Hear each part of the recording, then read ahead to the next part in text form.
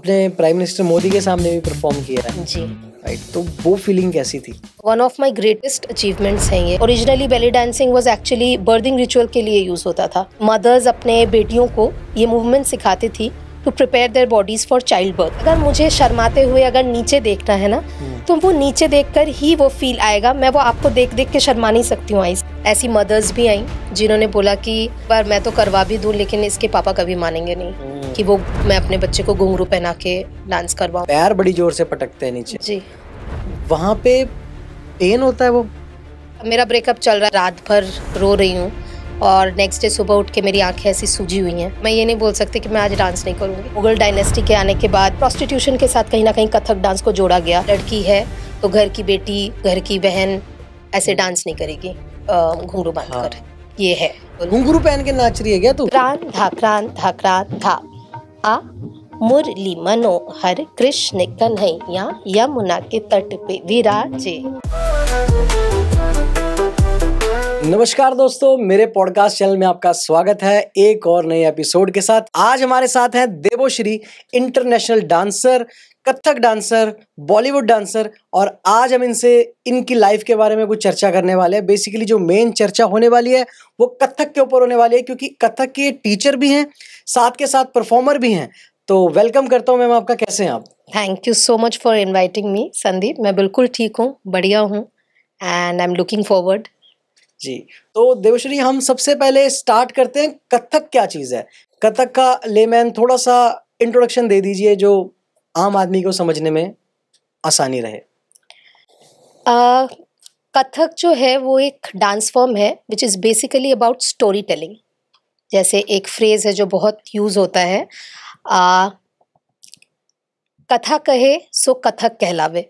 इसका मतलब ये होता है कि किसी भी स्टोरी को टेल करना अपने एक्सप्रेशंस के थ्रू, अपने हैंड मूवमेंट्स के थ्रू, बॉडी मूवमेंट्स के थ्रू, वो होता है कथक।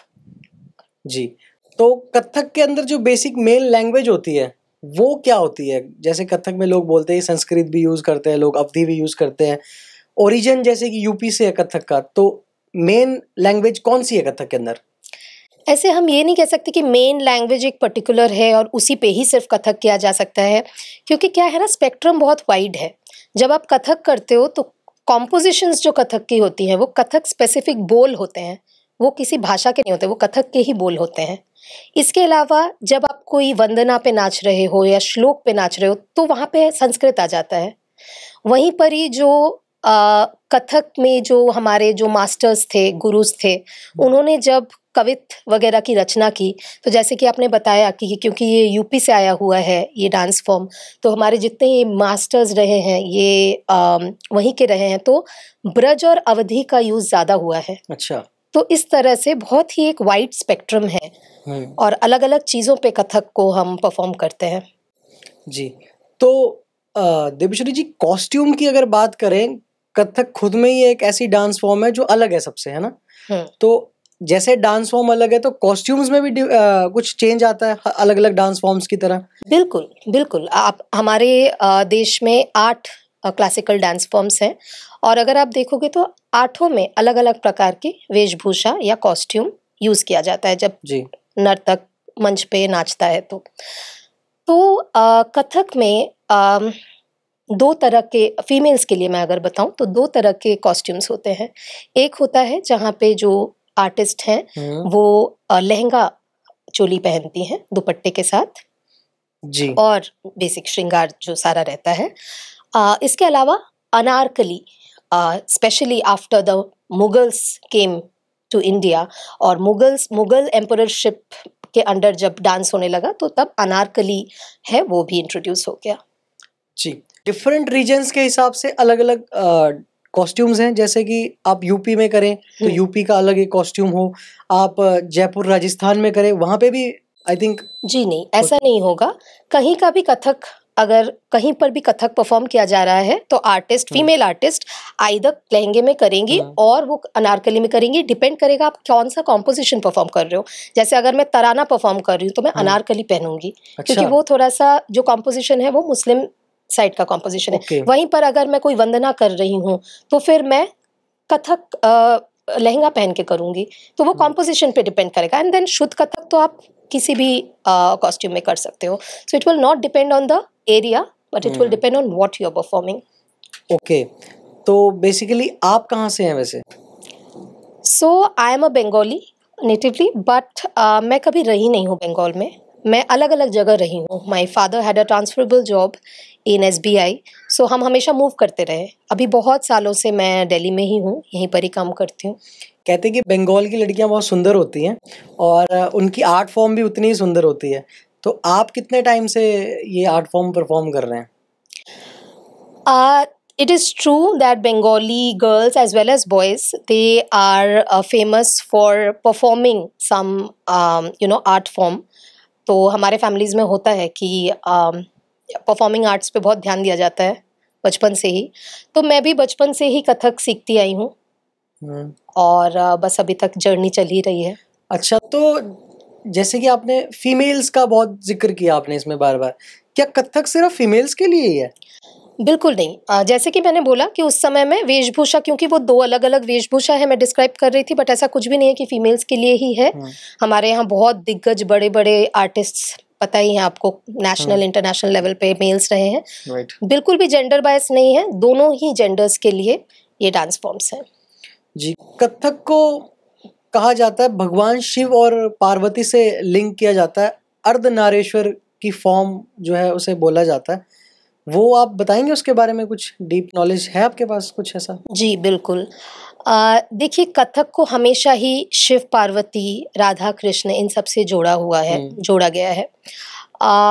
जहाँ जैसे आपका जो क्वेश्चन है अर्धनारीश्वर का, Ardhanarishvara basically signifies the balance of the masculine and the feminine, जो हर चीज में होता है। आप में भी है, मुझ में भी है, पूरे नेचर में है, पूरे ब्रह्मांड में है। सिमिलरली कथक में भी कुछ कॉम्पोजिशंस या आप ले लो कि कुछ बंदिशें जो हम करते हैं वो थोड़ा मैस्कुलिन एनर्जी ज़्यादा इंक्लाइंड होती हैं, कुछ फेमिनिन एनर्जी ज़्यादा इंक्लाइंड होती है। तो इसीलिए ये जो आपका क्वेश्चन है ये यहीं पर ही आंसर होता है कि कथक डांस में भी मैस्कुलिन और फेमिनिन दोनों का एसेंस होता है।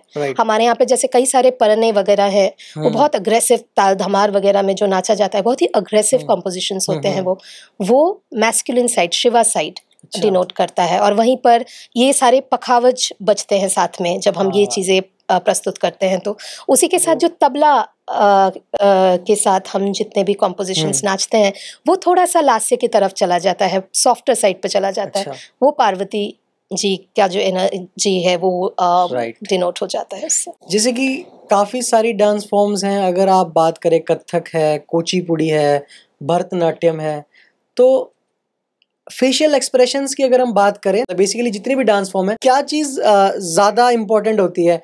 फेशियल एक्सप्रेशंस या आपके हैंड मूवमेंट्स या फिर आपके बॉडी मूवमेंट्स? क्या चीज़ सबसे ज़्यादा इम्पोर्टेंट होती है इसके अंदर? देखिए, इम्पोर्टेंट तो हर चीज़ है। आप ये नहीं बोल सकते हो कि एक्सप्रेशन बहुत इम्पोर्टेंट है, हाथ का उतना इम्पोर्टेंट नहीं है, ऐसा नहीं। Hand movements, leg movements, footwork, your expressions, और एक्सप्रेशंस में भी not only hands and feet but also your neck, your eyebrows. जैसे कथक में पूरा अगर आप बुक पढ़ो, एक पूरा चैप्टर ही आता है अंग और प्रत्यंग का।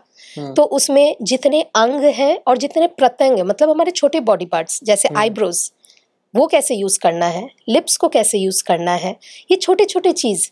तो हर एक चीज, जहाँ पे प्रत्यंग का को भी इतना महत्व दिया गया है कि एक चैप्टर ही है, तो आप समझ सकते हो कि कोई भी एक पार्ट को या एक एस्पेक्ट को हम नहीं कह सकते हैं कि इम्पोर्टेंट है। और कथक तो माना ही जाता है उसके फुटवर्क के लिए, उसके स्पिन्स के लिए, उसके हाव भाव के लिए। तो मतलब हर एक चीज इक्वली इम्पोर्टेंट है। राइट। तो जैसे मैंने कई बार जब मैं कभी परफॉर्मेंस देखता हूँ या कोई शो देखता हूँ जिसमें कथक परफॉर्म किया जा रहा होता है, तो मैंने खुद देखा है उनकी आई मूवमेंट बहुत शार्प होती है, बहुत कभी इधर कभी इधर, मतलब वो बिल्कुल प्रैक्टिस से करना पड़ता है। कैसे होता है, मतलब वो इतना ज़्यादा वो करते हैं जो? बिल्कुल प्रैक्टिस से ही होता है, क्योंकि क्या होता है ना, आपकी नज़र की क्रिस्पनेस बहुत इंपॉर्टेंट होती है। उसको कटाक्ष बोलते हैं, जो जिसकी बात आप कर रहे हो ना। उसके अलावा ऑब्वियसली हर चीज़ में ही करते हैं, लेकिन जो आप बोल रहे हो ना कि बड़ी क्रिस्प मूवमेंट्स होते हैं, उसको बोला जाता है कटाक्ष, और वो इजीली आता नहीं है।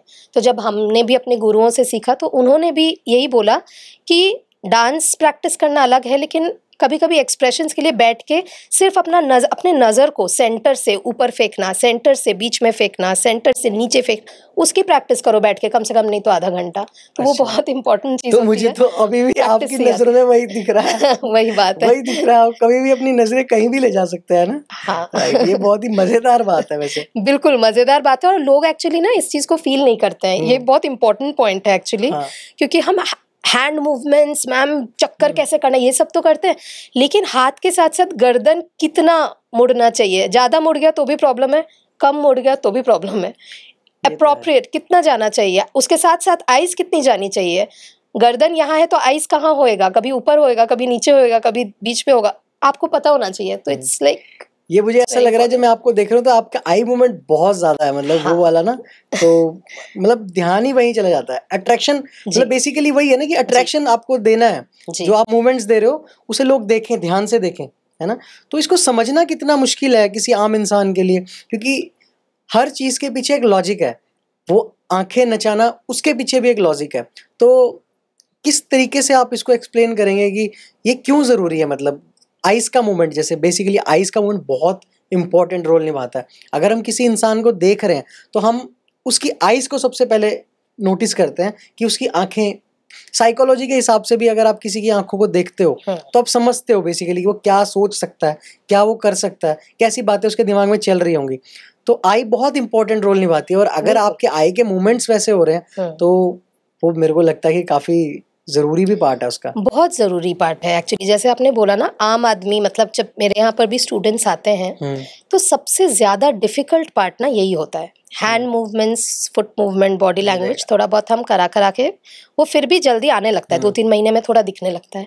लेकिन आई मूवमेंट ऐसा, जैसे हम कहते हैं ना, एक्सप्रेशंस, हाव भाव अच्छा होना चाहिए डांस के टाइम पे। एक्सप्रेशंस क्या है, यही तो है ना कि आप अपने नेक को कैसे यूज कर, आपका अगर आप कोई डांस फॉर्म कर रहे हैं संदीप जी, और अगर आपका नेक जैसा होना चाहिए वैसा नहीं है ना, आपका वो एक्सप्रेशन नहीं निकल के आएगा। Same with your eyes. अगर मुझे शर्माते हुए अगर नीचे देखना है ना, तो वो नीचे देखकर ही वो फील आएगा। मैं वो आपको देख देख के शर्मा नहीं सकती हूँ आईज पे। अच्छा। मैं कुछ बहुत छोटे एग्जाम्पल्स दे रही हूँ। तो ये बहुत ज़रूरी होता है, और ये समझाने में बहुत मुश्किल होता है, क्योंकि लोग जब डांस सीखते हैं ना, तो क्या होता है, डांसिंग इज एक्चुअली मल्टीटास्किंग। उसमें आपके पैर, हाथ, पूरी बॉडी, नेक, आईज, आईब्रोज, लिप्स, स्माइल, हर चीज़ को आपको ऑप्टिमम अमाउंट में यूज़ करना होता है। तो वो मोटर स्किल्स हर किसी का उतना शार्पन ऑब्वियसली स्टार्टिंग में तो नहीं होता है। पहली क्लास में आके कोई इतना सब कुछ नहीं कर लेगा। तो वो सीखने में, ये जो आपने बोला ना, आम आदमी जब वो सीखने आता है तो ये सबसे बहुत, मतलब सबसे इम्पोर्टेंट और सबसे डिफ़िकल्ट एक हमारे लिए भी एज इंस्ट्रक्टर्स, हमारे लिए भी ये चीज़ थोड़ी डिफ़िकल्ट हो जाती है ये समझाना। लेकिन ये इम्पोर्टेंट बहुत है, क्योंकि अगर आप वो चीज़ एक्सप्रेशन नहीं डाल रहे हो, उन सारे बॉडी पार्ट्स को ढंग से यूज़ नहीं कर रहे हो ना, तो कहीं ना कहीं आप डांस तो करोगे हाथ पैर से, but you will never be able to connect with your audience. You will never be able to draw the attention of the audience. तभी मतलब फेशियल एक्सरसाइज बहुत करते हैं मतलब आर्टिस्ट, है ना, तो बिल्कुल वो सुंदर हो जाते हैं ज्यादा। वैसे ऐसा कुछ है क्या पॉइंट इसके पीछे? नहीं, ऐसा कुछ सुंदर हो जाने का तो नहीं पता, लेकिन हाँ करते हैं आजकल तो फेस योगा वगैरह भी बहुत चलता है। हाँ, इसीलिए तो करवाते हैं वो लोग। बिल्कुल। तो मुझे लगता है कथक तो एक पूरा पैकेज है। बिल्कुल, है ना। बिल्कुल। अगर आपको अपनी बॉडी को फिट भी रखना है और साथ में अपने कल्चर को सीखना है, तो कथक तो फुल फ्लेज्ड एक पैकेज है। Undoubtedly, yes. है ना। जी, हम आगे बात करते हैं ताल, टाइम स्टैम्प्स क्या चीज है, और ये कथक के अंदर क्या रोल है इनका? एक्चुअली अगेन, किसी भी डांस फॉर्म को अगर आप देखो जी, क्लासिकल डांस फॉर्म को, तो हर क्लासिकल डांस फॉर्म ताल से बंधा हुआ है। उसके जितने भी कॉम्पोजिशंस होंगे वो ताल में बंधे होंगे। तो हम सारी तालबद्ध बंदिशों पे नाचते हैं, जो कि नॉर्मल बॉलीवुड में या नॉर्मल फोक में नहीं होता है। आप कितने भी ठुमके लगा सकते हो, आपका मन करे 5 लगा लो, 10 लगा लो, थोड़ा म्यूजिक और खींच लो, ऐसा। लेकिन कथक में it is all very disciplined. तो अगर ताल है, जैसे कि आपने पूछा ताल क्या होता है, तो ताल एक्चुअली एक टोटल नंबर ऑफ काउंट्स का बना एक ताल होता है। ठीक है, उसको हम मात्रा बोलते हैं कथक में। काइंड ऑफ परमुटेशन कॉम्बिनेशन का वो एक लूप होता है। जैसे घड़ी 12 के काउंट का ही होगा ना, है ना। तो ऐसे ही फॉर एग्जाम्पल मैं आपको बता देती हूँ, जैसे हमारे यहाँ सबसे ज्यादा काम जिस पे होता है, जिस ताल पे, वो होता है तीन ताल। तो तीन ताल 16 मात्राओं का ताल है, तो वो 16 का ही रहेगा। अब मैं कोई भी बंदिश नाच रही हूँ, वो 16 मात्रा या उसके मल्टीपल्स का ही मैं नाच सकती हूँ। कैसे बताओगे जरा? बिल्कुल, मैं आपको एक बहुत बेसिक बता देती हूँ। जैसे फॉर एग्जाम्पल मैं आपको बहुत ऑथेंटिक कथक के बोल ना बोल के मैं एक कवित सुना देती हूँ आपको थोड़ा आप रिलेट भी ज्यादा कर पाओगे। क्या चीज है वो? कवित एक कविता होती है, अच्छा। कथक में उसको कवित कहते हैं, और मोस्टली कथक में राधा कृष्ण के ऊपर कवित बनी है। कई बार शिव पार्वती पर भी बनती है। ठीक है, तो मैं आपको एक कवित सुनाती हूँ। और अगर आप जैसे आप नॉर्मल कोई गाना भी सुनते हो, अगर आप कोई नॉर्मल गाना भी सुनते हो तो आप ऐसे ताल ऐसे करते हो ना, तो बस इसी ताल पे अगर मैं आपको सुनाऊं तो ये ऐसा होगा, क्रांत धा धा आ मुरली मनोहर कृष्ण कन्हैया यमुना के तट पे विराजे हैं, छुम छन नन नन मोर मुकुट सर कानन कुंडल कर में मुरलिया साजे हैं, तिगधा दिगदे थे ता थे, तिगधा दिगदे थे ता थे, तिगधा दिगदे थे ता थे। ये जो मैंने क्लैप्स दिए हैं, ये क्लैप्स तो आप भी दे सकते हो अगर आपको थोड़ा सा भी रिदम का सेंस है तो। अब अगर आप इन क्लैप्स को काउंट करोगे ना, तो ये आइदर 16 मात्रा की होंगी या 16 के मल्टीपल्स की मात्रा की होंगी। अच्छा, बस इससे आगे पीछे कुछ नहीं कर सकते हैं। बीट्स बेसिकली है ना, ताल होती हैं अलग अलग। जैसे मैंने आपको ये 3 ताल बताया, ये 16 मात्राओं का ही होगा। ऐसे ही जप ताल है 10 मात्राओं का ही होगा, और ऐसे बहुत सारे ताल हैं, बहुत। ये तो मैं आपको बस एग्जाम्पल दे रही हूँ। एक ताल है 12 मात्रा का ही होगा, धमार है 14 मात्रा का ही होगा। अच्छा, it's like that, and then the compositions also will have to be composed इन्हीं तालों, इन्हीं नंबर्स के बीच में। जैसे अगर धमार 14 मात्रा का है तो आपका कॉम्पोजिशन आइदर 14 बीट्स का होगा या 14 के मल्टीपल्स का ही होगा। तो अब इसमें बात आती है रिदमिक पैटर्न, है ना, तो उसमें टुकड़ा सबसे छोटा माना जाता है, फिर उसके बाद तोड़ा होता है, उससे बड़ा होता है थोड़ा सा। ये सारी बंदिशें हैं कथक की, टुकड़ा, तोड़ा जैसे आपने बताया, इसके अलावा तिहाइयाँ होती हैं, पढ़ने होती हैं जिसके बारे में मैं इससे पहले भी बता रही थी, कवित होता है जो मैंने अभी आपको सुनाया। ऐसे बहुत सारे बंदिशें होती हैं कथक में, सारे तालबद्ध होंगे। टुकड़ा आपने पूछा क्या होता है, तो कथक के बोलों का वो एक एक्यूमुलेशन, वो एक समूह होता है जिस पर हम डांस करते हैं, और वो हमेशा सम से सम तक का होता है। Now this is a new word for you. Some is actually the first मात्रा ऑफ एनी ताल। अच्छा। किसी भी ताल का पहला मात्रा जो है ना, वो सम होता है, तो हम उसी से शुरू करते हैं और रुकते भी हमेशा उसी पे हैं।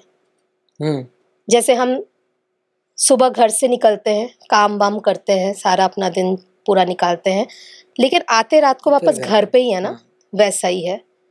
तो सम से शुरू करेंगे, सम पे खत्म करेंगे। तो अगर फॉर एग्जाम्पल जैसे मैंने आपको अभी कवित सुनाया, क्रांधा करके, तो वो जो क्रांधा ये जो आया पहला, वो सम है। और जो मैंने लास्ट में बोला तिगधा दे थे, वो जो लास्ट में एक आपने कथक में देखा होगा कि थोड़ा अग्रेसिव मारता है डांसर लास्ट वाला, तो वो जो थे जो आया, that is again the sum. It is not the last matra of the ताल but the first matra of the ताल.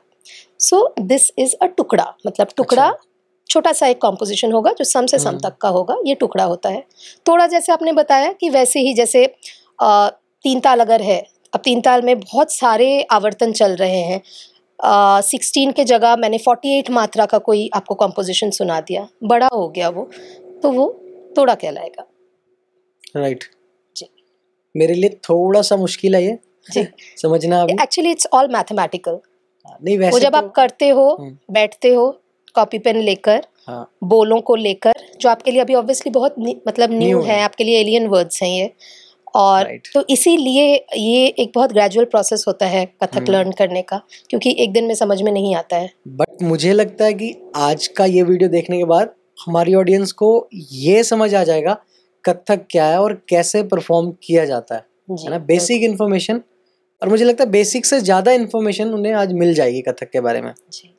मैंने आपको पहले भी एक चीज़ बोली थी, गणेश परन, ये क्या चीज़ है? जैसे आपने कवित सुनाई अभी, तो वैसे ही गणेश परन भी मेरे को लगता है वैसी ही कोई चीज़ है ना, तो वो भी बताइए।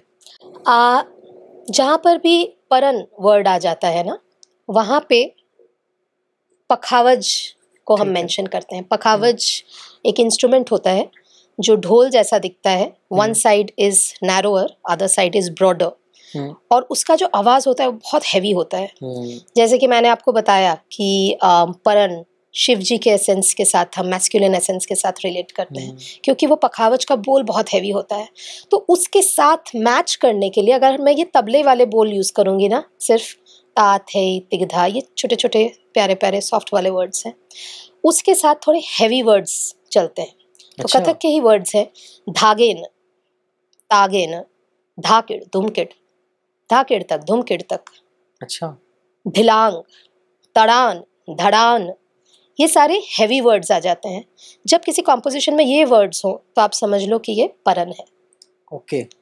तो जब हम गणेश, अब अगर आप कवित बोलोगे, kavit will only have the softer bols. अच्छा। बट परन, अगर आप गणेश परन बोलते हो तो उसका कुछ पार्ट कवित होगा गणेश जी के बारे में, उनकी स्तुति पे, लेकिन साथ ही में जो कथक के वर्ड्स जो यूज होंगे उस कॉम्पोजिशन में वो परन वाले होंगे मेजरली। तो इस तरह से बनता है गणेश परन। तो क्या सुनाएंगे आप गणेश परन? जी बिल्कुल। 5, 6, 7 एंड गणानाथ गणपति गणेश लंबोदर सोहे, भुजा चार एक दंत चंद्रमा, ललाट राजे ब्रह्मा विष्णु महेश, ताल दे ध्रुपद गावे अति विचित्र गणराज, आज मृदंग बजावे घिट धीड़ान धड़ धड़, प्रधान घिट धीड़ान धड़ धड़, प्रधान दिन दिन दिन दिन नग नग नग नग, दिन दिन नग नग नग, किड़तक धड़ान तड़ान था, किड़तक धड़ान तड़ान था, किड़तक धड़ान तड़ान था।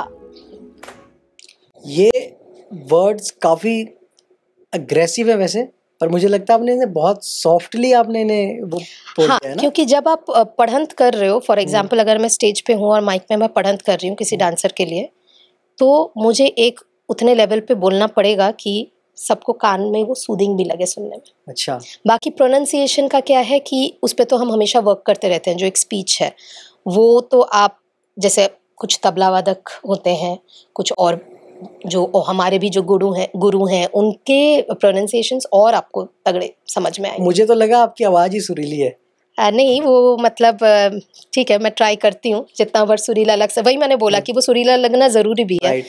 हाँ जी। ठीक है, काफी सारी बातें हो चुकी हैं कथक के बारे में। जी तो आपके लाइफ के बारे में जान लेते हैं कुछ। शुरू करें फिर लाइफ के बारे में कुछ बातें। जी। ऐसी कौन सी चीज है, ऐसी कौन सी इंस्पिरेशन है जिसने आपको कथक सीखने पे मजबूर कर दिया? एक्चुअली कथक जब मैंने सीखना स्टार्ट किया था तो मैं कुछ 8-9 साल की थी। तो उस समय बस out of share love for dance मैंने बस कथक क्लासेस ज्वाइन कर लिए थे। तो मैं ये नहीं बोलूँगी कि उस समय उस एज में मुझे कुछ बहुत ऐसा कुछ inspiration, it's just that I was always fond of dancing. तो मतलब मेरी मम्मी बताती है कि मैं 2.5-3 साल से ही मैं डांस करती हूँ घर पे, 2 साल इनफैक्ट। तो इंस्पिरेशन वगैरह की बात बहुत बाद में आती है, बट इनिशियल लेवल पे तो मैं बहुत छोटी थी, तो तब तो बस मुझे अच्छा लगता था तो मैंने ज्वाइन कर ली थी क्लासेस। कथक डांसर बनने के बाद आपको लाइफ में कोई चेंज मिला? बिल्कुल।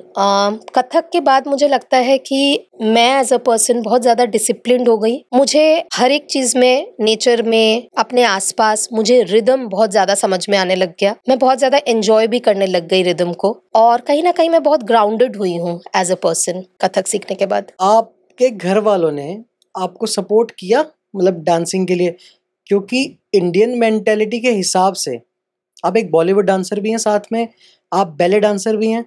तो जब बात आती है बैले डांसिंग की, जब बात आती है बॉलीवुड डांसिंग की, कथक को फिर भी कल्चर के साथ जोड़ा जाता है, कभी वल्गैरिटी के साथ नहीं जोड़ा जाता। पर सॉरी टू से, अगर आप बैले डांसिंग की बात करते हो, वेस्टर्न कल्चर की बात अलग है, हम अपने इंडियन कल्चर की बात करते हैं।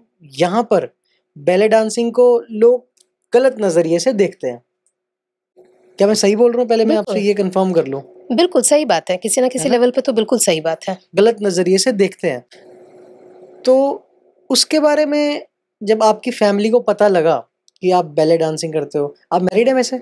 नहीं, मैं मैरिड नहीं हूँ। आप मैरिड नहीं हैं, तो सम टाइम कई लोगों के पार्टनर्स होते हैं, जी बॉयफ्रेंड होता है, फैमिली होती है, जी फादर मदर भाई, सबसे बड़ा रोल निभाता है हस्बैंड से पहले भाई, है ना?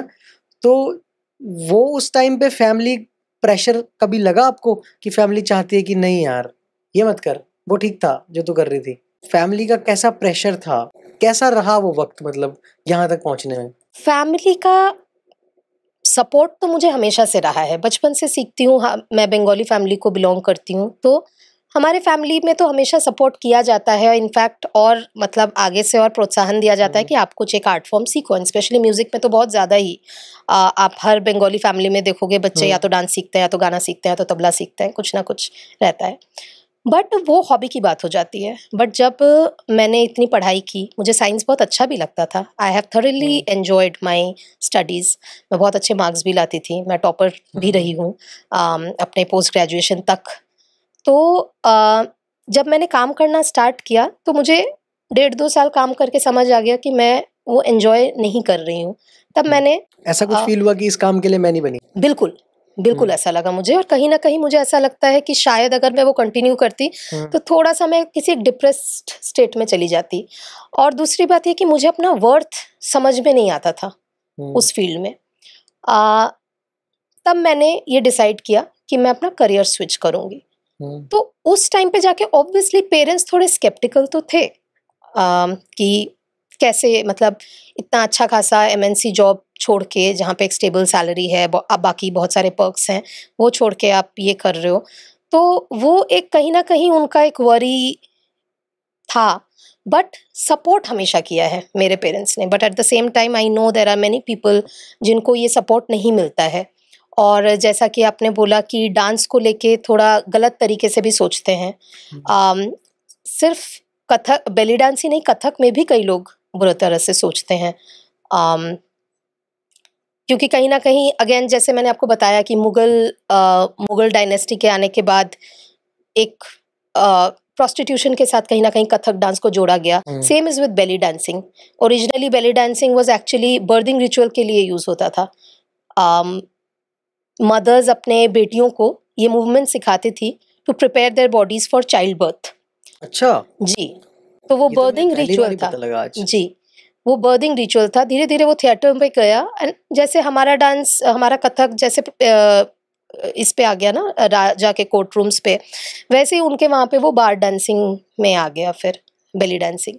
तो वहाँ पे लोग इस चीज़ को गलत तरीके से देखने लग गए। तो ये चीज़ तो आज भी है, कथक बोलो चाहे बेली डांसिंग बोलो, लोग गलत तरीके से देखते हैं इस चीज़ को। लेकिन मुझे फैमिली से कभी भी कोई प्रॉब्लम नहीं हुई। मेरी फैमिली ने हमेशा सपोर्ट किया और उनको वो डिफरेंस समझ आया कि कहाँ पे वो प्रोस्टिट्यूशन एंड ऑल का सीन था पास्ट में, और आज कहाँ पे ये एक थिएट्रिकल के रूप में आ गया है। और ये कहीं ना कहीं कथक हमारा कहीं ना कहीं एक कल्चरल हेरिटेज है। और मेरे घर वालों को तो बेली डांस से भी कोई प्रॉब्लम नहीं था। क्योंकि again it's a dance form after all, until and unless you know, वो समझ में आना चाहिए एक्चुअली। समझने वाले को वो समझ में आना चाहिए कि कहाँ पे डांस फॉर्म एक थिएट्रिकल रूप में किया जा रहा है और कहाँ पे उसको गलत तरीके से किया जा रहा है। ये बहुत बड़ी बात है वैसे कि आपने इस चीज़ का एक्सेप्टेंस किया है, क्योंकि लोग नकार ही देते कि नहीं ऐसा होता ही नहीं है। प्रोस्टिट्यूशन वर्ड ही एक ऐसा है खुद में कि यार लोग वैसे ही बोलना पसंद नहीं करते, है ना, बात करना पसंद नहीं करते इसके बारे में। बट हाँ, ये भी सच है कि हमारे कल्चर में ये छोटी छोटी खामियां रही हैं पहले, बिल्कुल, या किसी की वजह से हुई हैं या जैसे भी हुई हैं, पर थी कि डांस फॉर्म को एक गलत नज़रिए से लोगों के सामने रखा गया। ठीक है, आप आज आपकी फैमिली ने आपको सपोर्ट किया है, बट मैं ये मानता हूँ नहीं करते हैं बहुत लोग। बंगाली फैमिलीज करती हैं, दे आर बॉर्न आर्टिस्ट। सभी लोग, मैं मानता हूँ आवाज़ बहुत अच्छी होती है, सुंदर होते हैं बहुत, आप भी बहुत सुंदर हैं, थैंक यू। और साथ के साथ डांसर्स तो भाई है उनके अंदर, है डांसिंग, है ना। अगर आप बंगाली की बात करते हो तो आपके दिमाग में दो चीजें तो आएंगी, एक डांस और एक म्यूजिक, बिल्कुल, और तीसरी है सुंदरता। सब भरे पड़े हैं लोग, सुंदर से सुंदर लड़कियां भरी पड़ी हैं, लड़कियां ज्यादा सुंदर है, है ना? हाँ हाँ, लड़के उतने सुंदर नहीं होते हैं बंगाल में वैसे, लड़कियां ज्यादा सुंदर है बंगाली। ठीक है, तो मेरी भी ख्वाहिश थी कभी कि मेरी कोई बंगाली गर्लफ्रेंड हो कॉलेज में, बट नहीं बनी। चलो ऑफ द टॉपिक। बट हम बात करते हैं कि दूसरी जो फैमिलीज हैं, आपकी फैमिली ने आपको सपोर्ट किया, बट अगर आप नॉर्थ की बात करोगे, यहाँ यहाँ पे बहुत ही गलत नजरिए से आज भी डांस को देखा जाता है जी। हाँ, एक चीज होती है ना, जब आप एक मुकाम पे पहुंच गए, बहुत अच्छे लेवल पे पहुंच गए, बिल्कुल। तब लोग समझने लगते हैं, जी। है ना? जी। तब लोगों को लगता है कि हाँ यार कुछ तो कर रही है। जी। पर जब तक आप उस लेवल पे नहीं पहुंचे, और लड़कियों के लिए खासकर, लड़कों को कोई नहीं पूछता इस मामले में, लड़के डांस कर रहे हैं कर ले यार, लड़कियां कर रही है तो गलत। लड़कियों को मतलब डांस से जब जोड़ते हैं तो वो, आपने अगर लड़की को डांस से जोड़ा तो वो मतलब गलत हो गया, सीधी सी बात है जी। उसको गलत तरीके से, गलत नजरिए से लोगों ने देखना शुरू कर दिया। दूसरी फैमिलीज भी हैं, जो मैंने बताया कि आप बंगाली फैमिलीज हो तो वो अलग है, जो नॉर्थ की फैमिलीज है यहाँ की, वहां पे फैमिलीज नहीं करती हैं सपोर्ट। आपके पास ऐसे कभी स्टूडेंट आए? बिल्कुल, मेरे पास ऐसी मदर्स भी आई जिन्होंने बोला कि हम तो एक बार, मैं तो करवा भी दूं लेकिन इसके पापा कभी मानेंगे नहीं कि वो मैं अपने बच्चे को घुंघरू पहना के डांस करवाऊं। या कई सारी लेडीज ने आकर बोला कि नहीं, मेरे घर से तो अलाउड नहीं होगा कि मैं घुंघरू पहन के आके डांस करूं, या घर पे मैं घुंघरू पहनूं या ऐसा कुछ। और कई सारे मेरे पास ऐसे भी क्लाइंट्स आए हैं जिन्होंने आज तक घर पे बताया ही नहीं है कि वो डांस सीखती हैं। तो बिल्कुल, ये आप बिल्कुल सही बोल रहे हो कि एक बंगाली कम्युनिटी में, मतलब क्योंकि मैं बंगाल से हूँ और मैंने एक ऐसा पॉजिटिव एटमॉस्फेयर देखा है। मैं ये नहीं कह सकती हूँ कि हर डांसर को ये एटमॉस्फेयर मिलता है, अनफॉर्चुनेटली। तो बिल्कुल ये थिंकिंग है कि ये कहीं ना कहीं ये अच्छी चीज़ नहीं है, और अगर फीमेल है, लड़की है, तो घर की बेटी, घर की बहन ऐसे डांस नहीं करेगी घुंघरू बांधकर। ये है कि घुंघरू का बड़ा रोल है ना, घुंघरू को ही ज्यादा फोकस ही घुंघरू पे दिया जाता है कि घुंघरू पहन के नाच रही है क्या तू? बिल्कुल, तुझे घुंघरू पहन के नाचना है, ये वर्ड पे फोकस दिया जाता है। नाच, नचनिया, ऐसे वर्ड्स यूज किए जाते हैं। जी, बिल्कुल। घुंघरू का क्या रोल है? अगेन रोल वही है कि क्योंकि मुगल टाइम पे जो डांसर्स थी वो किंग को और उनके कोर्ट रूम में जितने मंत्री होते थे उनको प्लीज करने के लिए नाचती थी। ऑब्वियसली वहां पे पर्पस अलग था, वहां पे थोड़ा सेंशुअलाइज कर दिया गया अपने अदाओं वगैरह से। वैसे मेरा क्वेश्चन, सॉरी मैं इंटरप्ट कर रहा हूँ, मेरा क्वेश्चन ये था, घुंघरू जो है ना बेसिकली उस टाइम जो आप बात कर रहे हो उनके लिए वो घुंघरू इंक्लूड किए गए थे या इस कॉस्ट्यूम के अंदर घुंघरू का मेन रोल है? नहीं, घुंघरू का बिल्कुल मेन रोल है। अच्छा। लेकिन क्या होता है ना कि जब आपको घुंघरू की आवाज आती है, आपको एकदम से समझ आता है ना कि अच्छा ये नाच रही है। मुझे लगता है वही कहीं पे साइकोलॉजी प्ले करता है। तो वो उस चीज को होता है ना कि अगर आपको फॉर एग्जाम्पल ये डांस पसंद नहीं है, तो इस डांस से जुड़ी एक्सेसरी क्या है? घुंघरू है। घुंघरू सुनते ही आपको डांस याद आएगा, और फोकस भी उसी वर्ड पे दिया जाता है। बिल्कुल, घुंघरू पहन के नाचना है क्या तुझे? बिल्कुल, because you are drawing the attention of the people around you. If I am wearing a ghungroo and I M dancing, तो जो उस रूम में भी होगा ना, वो बोलेगा अरे कोई डांस कर रहा है, मैं जाता हूँ देख कर आता हूँ एक बार। यार इस घुंघरू से मुझे मूवी याद आ गई, चंद्रमुखी। उसके अंदर वो मूवी में एक गाना भी है, आमी छे तुम्हार, है ना? हाँ उसके जी। अंदर, उसके बाद वो हाँ, वो मतलब भूल भुलैया मूवी थी, Chandramukhi was the south Indian version. और वो जो भूल भुलैया मूवी, उसके अंदर बाद में वो आमी छे तुम्हार छन छन छन। हाँ, एग्जैक्टली। तो बेसिकली घुंघरू का बड़ा मेन रोल है ना? बिल्कुल, बिल्कुल। लेकिन एट द सेम टाइम जो करते हैं और जो समझते हैं उन, और जो नहीं भी समझते उनको वो समझना चाहिए कि it is actually an integral part of dancing. आप कोई भी क्लासिकल डांस फॉर्म ले लो, वो करने से पहले घुंघरू बांधा जाता है, क्योंकि वो आपको कहीं ना कहीं, आप जिस ताल पे नाच रहे हो उससे आपको जोड़ता है। आपको खुद को एक, अगर मैं आज एज अ टीचर किसी को सिखा भी रही हूँ डांस, और वो मैं उसको एक पर्टिकुलर फुटवर्क सिखा रही हूँ, तो वो अगर घुंघरू पहन के बच्चा सीख रहा है ना, वो खुद समझ सकता है कि अच्छा, जो मैम के पैर से आवाज आ रही है, जो मेरे पैर से आवाज आ रही है, वो सेम नहीं है। तो वो बच्चा भी वहां पे समझ जाता है कि अच्छा, यहाँ पे मेरी गलती हो रही है। तो घुंघरू इज वेरी इंपॉर्टेंट। और कहीं ना कहीं उसकी आवाज भी, जैसे कि मैंने आपको बोला कि लोग गलत तरीके से उसको इंटरप्रेट करते हैं, बट जैसे बेल्स होते हैं मंदिर में, बेल्स बजते हैं, वो एक अच्छा वाइब्रेशन क्रिएट करते हैं, वैसे ही घुंघरू की आवाज भी एक बहुत अच्छा और पॉजिटिव एक वाइब्रेशन क्रिएट करती है। जी। तो इसी के साथ साथ जब कहते हैं कि ना एनर्जेटिक फॉर्म बहुत ज्यादा है ये कथक, बहुत एनर्जी चाहिए है ना, जी हाई लेवल ऑफ एनर्जी चाहिए इस जी डांस को परफॉर्म करने के लिए। और ये डांस परफॉर्म करने के बाद मैंने देखा लोगों को एग्जॉस्ट होते हुए कैसे होते हैं, जी नॉर्मल डांस करते हैं तो वैसा नहीं होता है, बट जब कथक करते हैं तो मुझे लगता है बॉडी का एक एक पार्ट मूव करता है, जी एक एक पार्ट मूव करता है ना। तो जब वो पैर पटकते हो ना आप लोग, जब जी बड़ी जोर जोर से, मैंने सुना है घुंघरू का आवाज भी बेसिकली तभी आती है जी जब पैर बड़ी जोर से पटकते हैं नीचे, जी वहां पे पेन होता है, वो पेनफुल होता है। नहीं होता है पेनफुल। ये एक बहुत ही वाइड स्प्रेड मिथ है कि इतने जोर जोर से पैर मारते हो मैम दर्द नहीं हो जाता, हमने तो किया था तो दर्द हो गया था, एंकल दर्द कर रहा था रात को, ऐसा बहुत कुछ सुनने को मिलता है। बट अगर आपका स्किल अगर सही है, अगर आप उसको टेक्निक। स्किलफुली टेक्निक अगर आपका सही है, तो फिर आपको कभी भी दर्द नहीं होगा। हम्म। लेकिन हाँ, अगर आपका टेक्निक गलत है, गलत तरीके से पैर को आप लैंड करा रहे हो, तो ऑब्वियसली गलत जगह पे वो प्रेशर पड़ेगा और तब आपका एंकल हील दर्द कर सकता है। लेकिन जो सीखे हुए डांसर्स है वो कितने लंबे लंबे रियाज करते हैं लोग रोज के, तो उसमें फिर कोई दर्द नहीं होता है। क्या डांस आपको मतलब ऐसा फील करवाता है कभी कि कभी लाइफ में कुछ आपके बुरा हो गया हो, मान लो कभी आपका ब्रेकअप ही हो गया किसी से, जी तो उसके बाद एक ऐसी चीज आपकी लाइफ में कि डांस करूंगी तो मूड मतलब चेंज। ये बिल्कुल होता है। आ, वो इनिशियल एक पुश देना पड़ता है अपने आप को, कई बार इंसान वो नहीं दे पाता। अगर कोई डिप्रेस्ड है, ब्रेकअप हो गया, रो रहा है, बेड पे ही रह गया, वो अलग बात है। बट अगर आप थोड़ा सा वो इनिशियल पुश लगाते हो ना, जैसे हमें तो रोज ही डांस करना पड़ता है। अगर शो है, अब मेरा ब्रेकअप चल रहा है, मैं रो रही हूँ रात को, तो मैं ये नहीं बोल सकती कि मैं आज डांस नहीं करूंगी, मुझे जाके वहाँ डांस करना ही पड़ेगा, स्माइल करना ही पड़ेगा। सिमिलरली क्लासरूम में जा रही हूँ तो मुझे बच्चों के साथ, अपने क्लाइंट्स के साथ हंस के उनको अच्छे मन से सिखाना ही है। और जब आप उस जोन में घुस जाते हो डांस करने के, चाहे आप सिखा रहे हो चाहे आप परफॉर्म कर रहे हो, तो कहीं ना सब कुछ आसपास का सब कट जाता है। फिर सारे नेगेटिविटी, नेगेटिव थॉट्स, चीज़ें कट जाती हैं। फिर आप उसी जोन में घुस के रह जाते हो। तो it's right. It's actually healing. तो आपका बॉयफ्रेंड रहा है वैसे कभी? हाँ, बिल्कुल रहा है। हाँ। तो मतलब प्यार में धोखा तो आजकल आम हो गया। जी, जब आपको प्यार में कभी धोखा मिला, मिला है वैसे, मिला ही होता सबको। मिला है।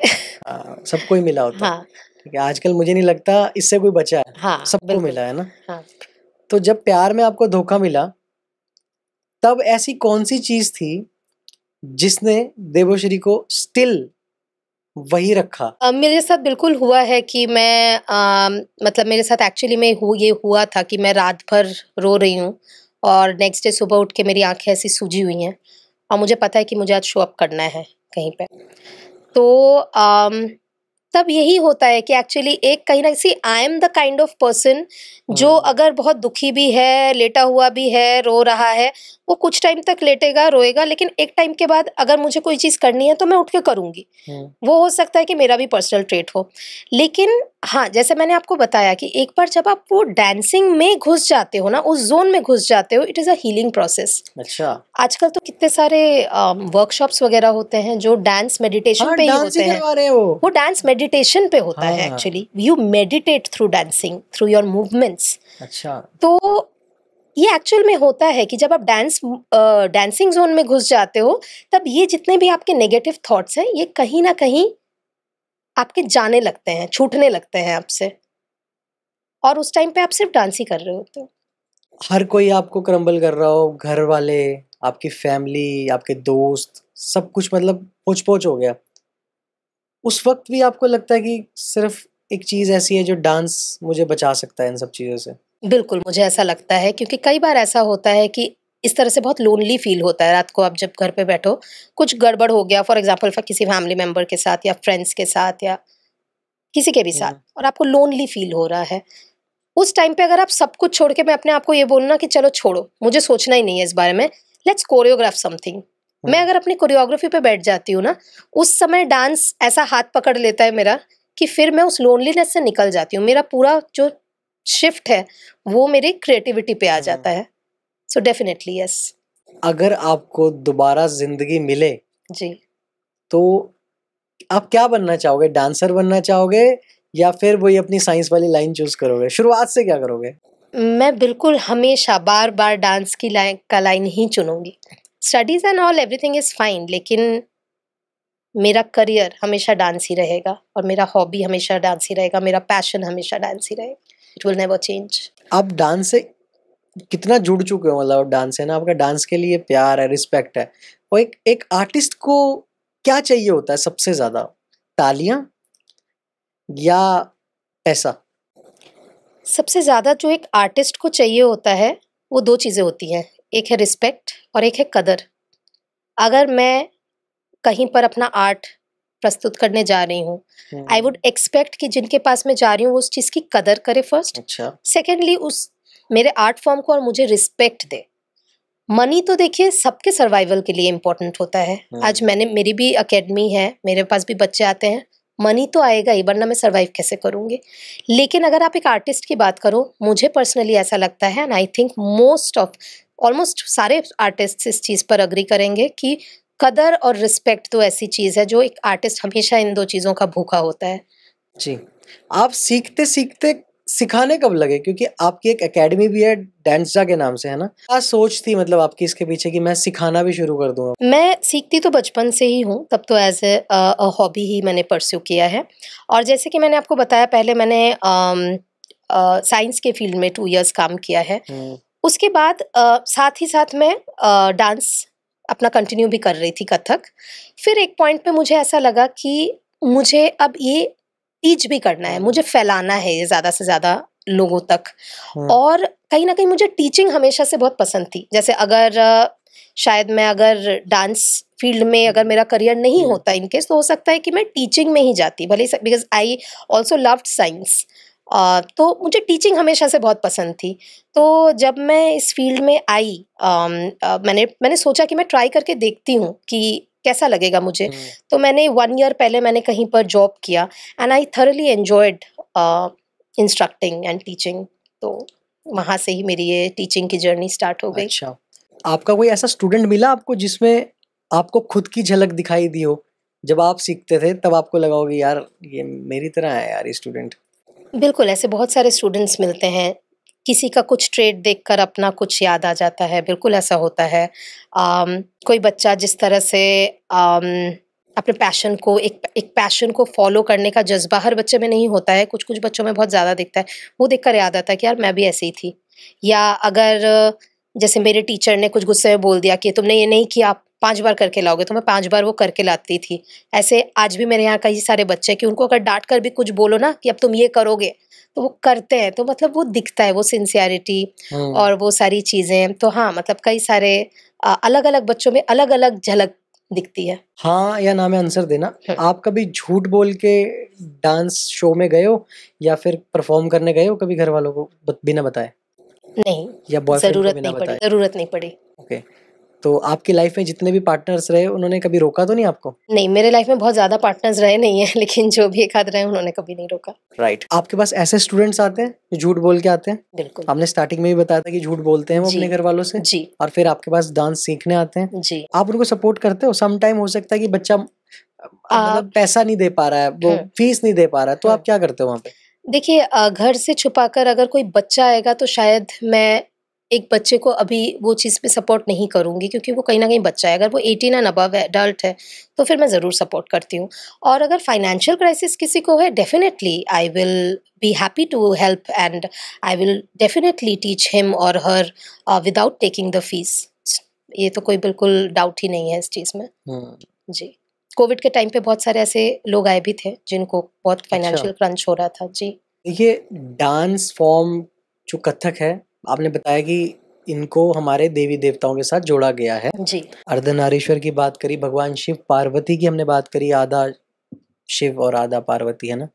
बाद में हमने राधा और कृष्ण की बात करी, प्रेम की बात करी, मतलब प्रेम से भी जोड़ा गया और देवी-देवताओं से तो जोड़ा ही गया। जब देवी-देवताओं की बात आ गई है, तो स्पिरिचुअलिटी की बात भी आती है ना?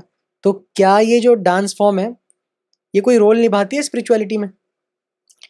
बिल्कुल, जैसे कि मैंने आपको बताया कि dance is a kind of meditation only.